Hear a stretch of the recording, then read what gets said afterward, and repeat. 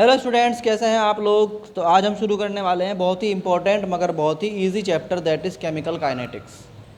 Chemical kinetics क्या होता है कि जब हम स्पीड ऑफ रिएक्शन के बारे में बात करते हैं कि रिएक्शन स्लो होगी, फास्ट होगी और कितने टाइम में कितना प्रोडक्ट बन जाएगा, इन सब की कैलकुलेशन जिन लॉजिक्स में हमें करनी है that are come under the chapter of chemical kinetics. तो सबसे पहले हम लिखते हैं what is the chemical reaction. Chemical reaction क्या होती है। देखो, जब वैन रिएक्टेंट रिएक्ट, जब कोई रिएक्टेंट रिएक्ट करे और नई प्रॉपर्टी का नया प्रोडक्ट बनाए तो उसे क्या बोलते हैं, केमिकल रिएक्शन। तो when reactant react and form new product of new properties, नई प्रॉपर्टी का क्या बनाए, एक नया प्रोडक्ट बनाए, कॉल्ड क्या कहलाता है, केमिकल रिएक्शन कहलाती है। ये प्रोसेस केमिकल रिएक्शन कहलाती है। ठीक है, तो केमिकल रिएक्शंस को हमने जब कैटेगराइज करना शुरू करा तो हर चैप्टर के अकॉर्डिंग ये हर बार अलग अलग तरह से कैटेगराइज होती है। इस चैप्टर के हिसाब से हमने कहा the reactions are of 3 types. The chemical reactions are of 3 type. One is fast reaction, वो रिएक्शन जो बहुत तेज़ी के साथ होती हैं, they are very fast reaction. और ये कौन सी रिएक्शन है, they take very very small time, almost 10⁻³ second में ये हो जाती हैं।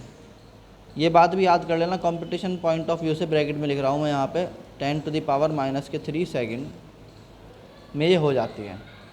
तो हम कहते हैं कि ये कौन सी रिएक्शन होती हैं, these are very fast reaction, है ना, that take place in 10⁻³ second के ऑर्डर में। इतनी मतलब तेज़ी से होती हैं, है ना, यानी कि दैट इज़ स्पॉन्टेनियसली। इधर आपने प्रोडक्ट को रखा, रिएक्टेंट को रखा और इधर आपने जो है देखा कि प्रोडक्ट बन के आ भी गया, यानी इनमें कोई टाइम लगता ही नहीं, ना के बराबर ये टाइम लेती हैं। ठीक, एक रिक्वेस्ट आपसे है कि भाई हैंड टू हैंड उतारते रहना, क्योंकि फिर वो प्रॉब्लम होती है बाद में। मतलब अभी जैसे यहाँ तक लिख दिया तो यहाँ तक आप कम से कम उसे नोट कर लें। ठीक, अब इसके एग्जांपल लिखते हैं हम। एग्जांपल क्या होंगे इसके। फॉर एग्जांपल आपने सोडियम हाइड्रोक्साइड को लिया NaOH और HCl के साथ आपने इसको क्या कर दिया, कंबाइन कर दिया। तो आपको मालूम है कि ये एक बेस है और ये एक क्या है, एसिड है। तो ये मिलते ही क्या बनाएंगे, NaCl बनाएंगे और H2O का मॉलिक्यूल बाहर निकाल देंगे। दिस इज़ सोडियम क्लोराइड का साल्ट है ये। और इस तरह की रिएक्शन जिसमें एक एसिड एक बेस को क्या करता है, न्यूट्रलाइज करता है, this is called neutralisation reaction.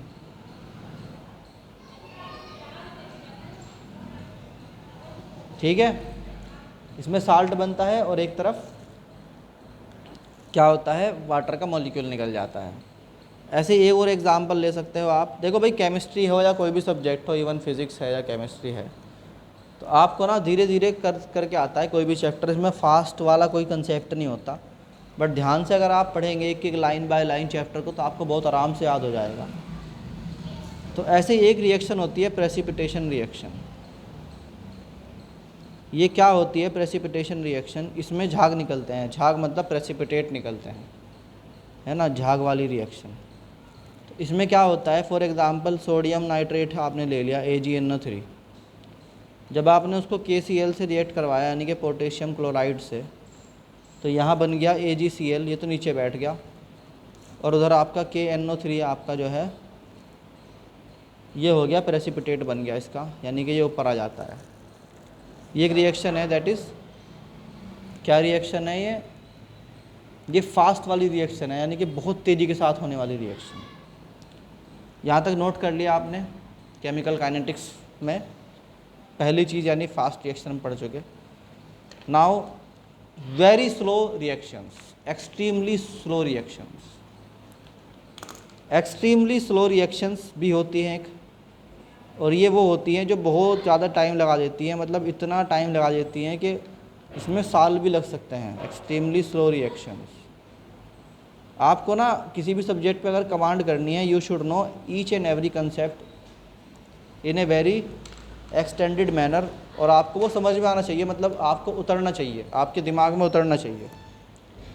तो कुछ रिएक्शन ऐसी होती हैं जो साल ले सकती हैं, मतलब they can take many years. तो हम कहते हैं there are some reactions that take month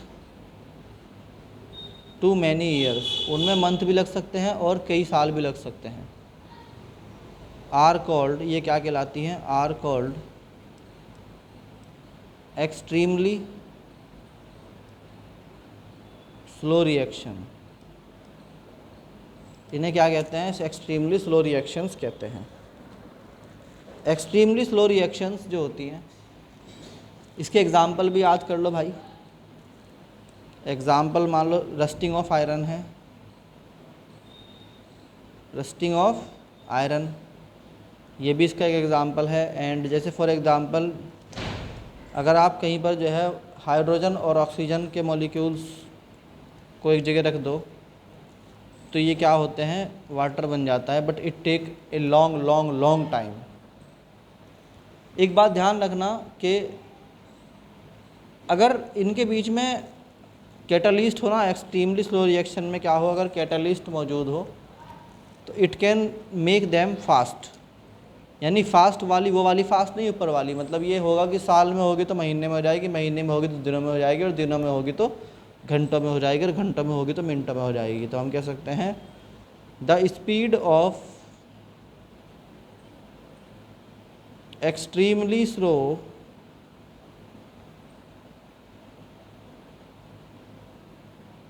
reactions can be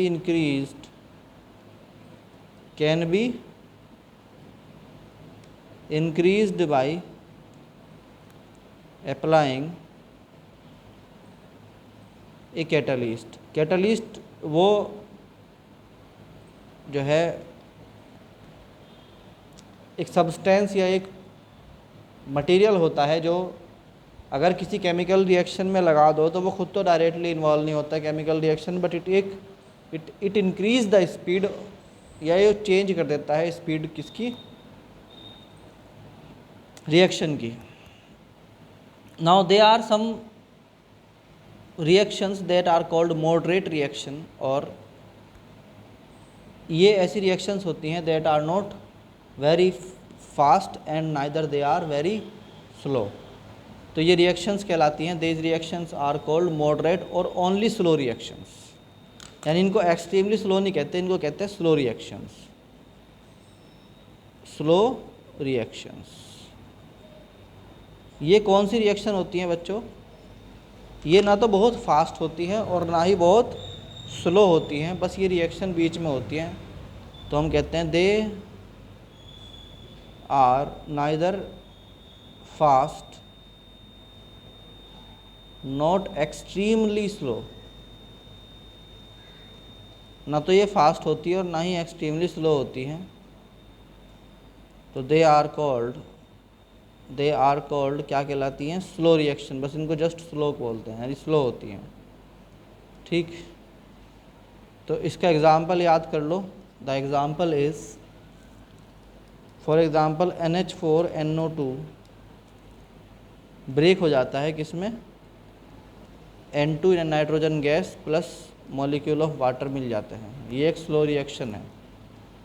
2 of H2S hydrogen sulphide के 2 मॉलिक्यूल लो तो ये 2 हाइड्रोजन प्लस सल्फ़र H2 के मॉलिक्यूल में टूट जाते हैं। It is the slow reaction, and इस तरह से आपने पढ़ी 3 तरह की रिएक्शंस।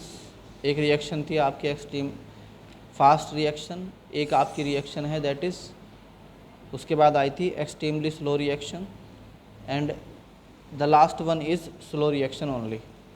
तो ये बच्चों आपका था 3 types of reaction on the basis of chemical kinetics. Now we go to the next topic. Thank you.